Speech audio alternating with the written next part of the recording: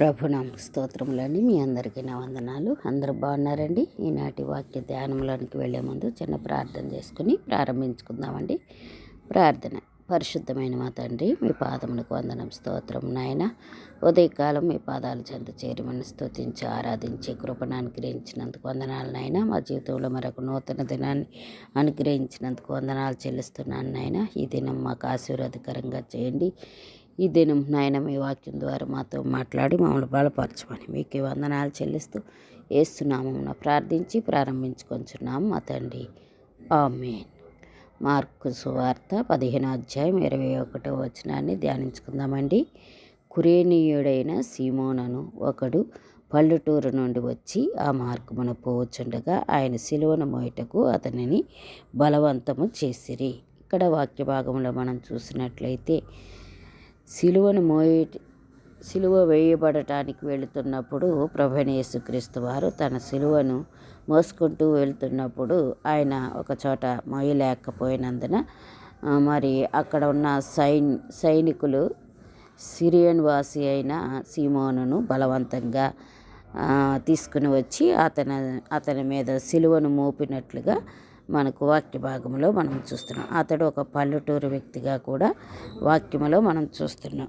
ఈ పల్లెటూరు వ్యక్తి పల్లెటూరు నుండి వచ్చి ఆ మార్గమున పోవచ్చు ఉండగా మరి ఆయనను సిలువ మోయటకు కురేనీయుడైన సీమోనును తీసుకుని వచ్చి ఆ సిలువ అతనిపై మోపినట్లుగా వాక్య భాగము మనకి వివరిస్తుంది. ఇది ప్రభువైన యేసుక్రీస్తు వారి శిక్షా విధిలో ఒక కీలక సంఘటనగా కూడా మనము చూడవచ్చు.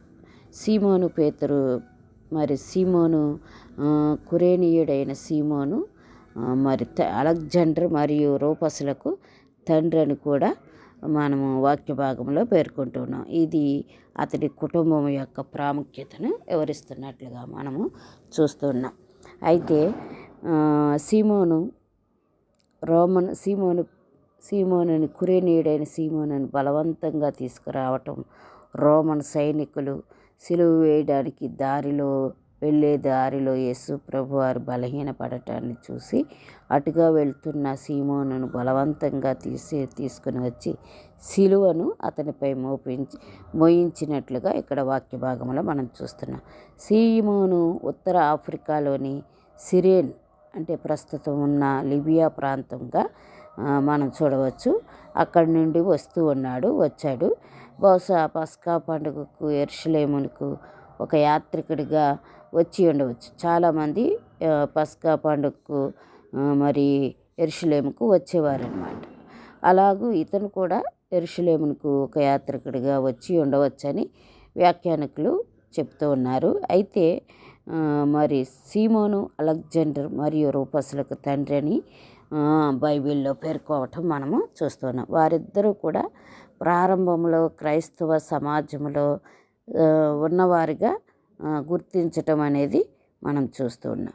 సీమోను ప్రయాణము అతనికి సంఘటనతో అనుకోని సంబంధాన్ని కల్పిస్తున్నట్లుగా మనం చూస్తున్నాం. ఈ వాక్య భాగంలో సీమోను ప్రభువైన యేసుక్రీస్తు వారిని సిలువను మోయటం వల్ల ప్రభువుతో సంబంధము కలిగి ఉన్నవాడిగా మనము వాక్య భాగం చూస్తాం. దేవుడు చూడండి మరి అందరినీ కూడా తన ప్రణాళికలో ఉపయోగించుకున్నట్లుగా మనం చూస్తున్నాం. ఇక్కడ సీమోను సాధారణ వ్యక్తి, ఒక పల్లెటూరు నుంచి యెరూషలేమునకు పండుగ నిమిత్తము యాత్రికుడిలాగా వచ్చాడు. కానీ దేవుడు అతనిని కూడా వినియోగించుకున్నట్లుగా మనం వాక్య భాగంలో చూస్తున్నాం. అతను కూడా దేవుని యొక్క ప్రణాళికలో ఉన్నవాడుగా ఇక్కడ మనకి కనబడుతున్నాడు.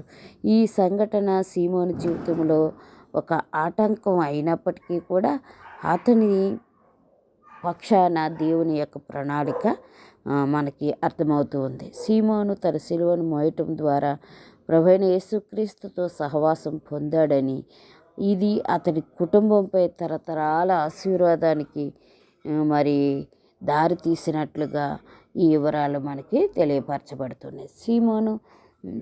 సీమోను కురేనీయుడైన సీమోను ఒక యూదుడిగా మనం చూడవచ్చు. ఆ దినాల్లో యూదులు అనేక ప్రాంతాల్లో చెదిరిపోయినప్పుడు అందరూ తిరిగి యెరూషలేముకు రాలేదు. కొంతమంది ఆయా స్థలములలోనే ఉండిపోయినట్లుగా కూడా వాక్య భాగంలో మనం చూస్తాం. అలాగ ఉండిపోయిన అతను పండుగకు మాత్రము యెరూషలేము ఆ యొక్క పండుగ దినాల్లో తప్పకుండా ఏం చేసేవారంటే ఆ యొక్క యెరూషలేమునకు వచ్చేవారనమాట. పస్కా పండుగ సమయంలో యెరూషలేము దేవాలయంకు వారు యాత్రికుల్లాగా వచ్చి అక్కడ యాత్రికుల్లాగా జీవించి దేవుని మందిరానికి వెళ్ళేవారుగా కడమ. అలాంటి వాడే సీమోను. ఎక్కడో యూదుడైనప్పటికీ ఎక్కడో ఉన్నాడు. ఒక పల్లెటూరు వ్యక్తిగా కనబడుతూ ఉన్నాడు. అయినప్పటికీ దేవుని ప్రణాళికలో అతడున్నాడు. అందుకనే ఆ సమయానికి అతడు దేవుని ప్రణాళిక చొప్పున అక్కడికి యాత్రికుడిగా రావటం అనేది జరిగింది. మనం కూడా మన జీవితంలో ఎన్నోసార్లు కదండి ఎక్కడెక్కడ వారమో అయినప్పటికీ కూడా మనందరము కూడా క్రీస్తుతో సహవాసం కలిగిన వారముగా దేవుని యొక్క ప్రణాళికలో మనం ఉన్నట్లుగా నేటి దినాల్లో అనేకులు దేవుని వైపు తిరిగి దేవుణ్ణి అంగీకరిస్తూ ఉన్నారు.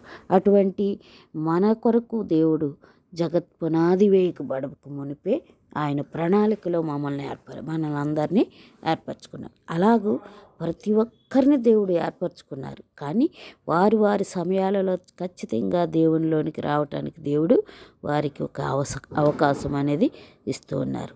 ఈ యొక్క కురేనీయుడైన సీమోనుకు కలిగిన అవకాశము మన జీవితంలో మనకు కూడా కలుగుతూ ఉంది. కాబట్టి మనం ప్రభు యొద్దకు రాగలిగాము. అనేకులు ఆ విధంగా రావటానికి మనము సర్వలోకానికి వెళ్ళి సువార్తను ప్రకటించేవారిగా ఉండాలని, అనేకులను ప్రభువుకు శిష్యులుగా చేయాలని దేవుని వాక్యం మనకి సెలవిస్తుంది.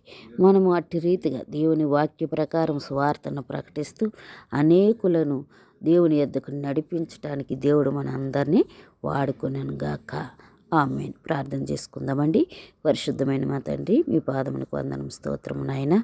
ఈ దినం వాక్యం ద్వారా మాతో మాట్లాడి ఎక్కడ వారమో ఎప్పటి వారమో మీ ప్రణాళికలో మమ్మల్ని ఏర్పరచుకొని ప్రభా నీ బిడ్డలుగా చేర్చుకున్నందుకు మీకు వందనాలు చెల్లిస్తూ సమస్త మహిమ ఘనత ప్రభావం మీకు ఆరోపిస్తూ యేసుక్రీస్తు పరిశుద్ధ నామమున ప్రార్థించి వేడుకొంచున్నాము మా తండ్రి. ఆమేన్. ఆమేన్. ఆమేన్.